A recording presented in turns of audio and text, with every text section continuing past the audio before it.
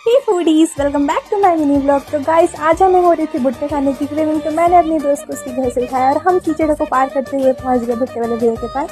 और हमने बोला, भैया अच्छे हमें गरम गरम भुट्टे सेक कर दे दो। और ये मेरी फ्रेंड से चूज़ करी कि कौन सा भुट्टा लेना है। फिर ये भैया को देती है, भैया फिर देखते हैं मस्त। फिर तब तक भुट्टा सेकाते तक हम टाइम पास कर रहे थे। फिर भुट्टा सेका गया मस्त गरम गरम। फिर मेरी बहन भुट्टा कहीं की खा रही है, फिर मैंने भी खाएगा। इस बारिश में भुट्टा कितना अच्छा लगता है। फिर ये बोल रही है, चल चल मुझे शूट मत कर अपने ब्लॉग में।